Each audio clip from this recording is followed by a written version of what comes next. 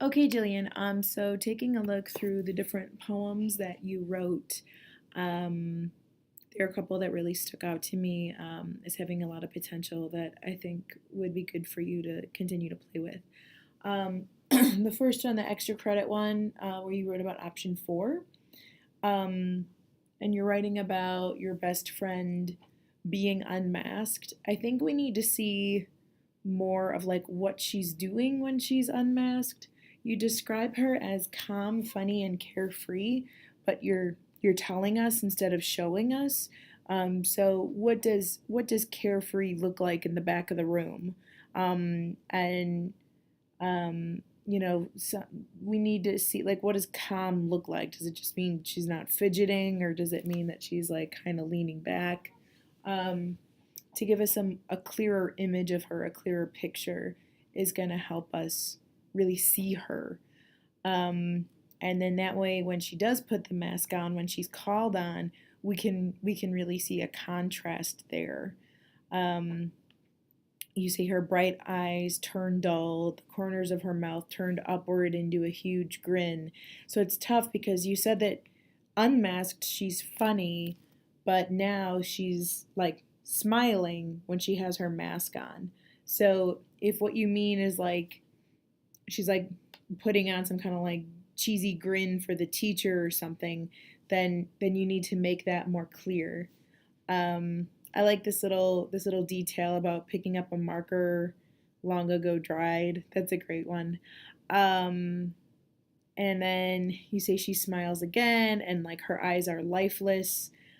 So we get that there's like a sort of seriousness to her when she's sort of in the front of the room, and not really being as lively as she actually is. But then the final stanza here, I'm not the final stanza, the final line here when you say, she looks at you again and she like her eyes are shown, we get this notion of like, okay, she's unmasked again.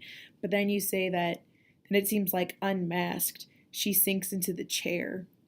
And this notion of sinking, it seems like your true self would be sinking sort of underneath the mask.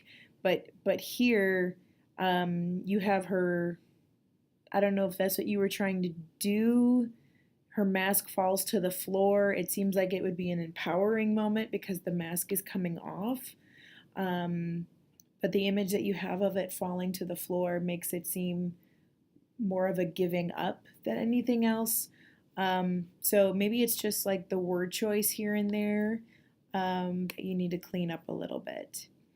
Um, for what you do with option one with the masks, I think we can have a little bit more fun with what you're doing here. So when I was reading your first stanza, and you write the mask I wear for others, this is not like a judgment on you at all, but it could be really fun if you make a poem kind of like how to be a mean girl, or how to be a popular girl, or how to be a rich girl, like something there. Not that, again, it's nothing to, it's not you, it's the details that you chose in stanza one. That's where I'm getting these terms from.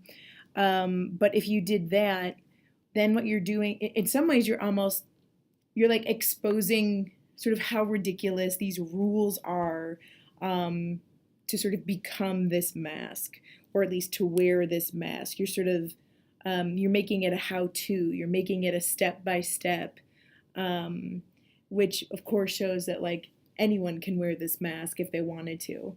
Because I felt like that's kind of what you were doing, like the iced tea over the lemonade, right? Like even just what to order.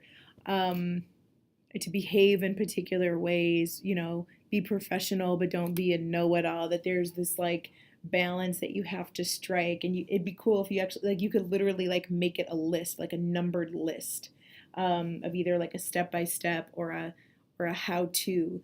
That could be something that sort of exposes that it is a mask, because you're saying exactly how to form it, and that with the details that you choose along the way, that it could be more and more telling of sort of how much you want to reject it, or again, sort of a critique of wearing that kind of mask.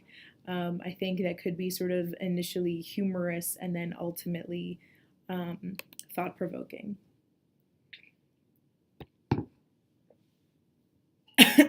Sorry. Um, and then I also thought that you might look at Beautiful Winter. Right now, you've got nice images. Um, it is very sweet to the point of Hallmark card, and to the point of Christmas commercial. Um, and so remember that what you're aiming for is to make us want to read it again. Give us something new. Give us something we haven't thought of. Help us see things in a new way.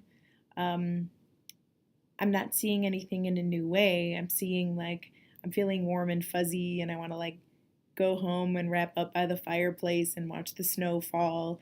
Um, because the images that you have here are very nostalgic when it comes to how people think of the winter and the first snowfall. And again, like I don't think you outrightly mentioned Christmas, but it definitely has that kind of feel for it. And so if you want to write about a season, especially if you're writing about the beauty of winter, you need to give us something that we haven't heard before, we haven't seen before. Um, I think you do have enough with the other two poems. If you want to leave this one as is and you like it the way it is, that's fine, and really play with the other two poems. But you could also play with this one if you wanted to.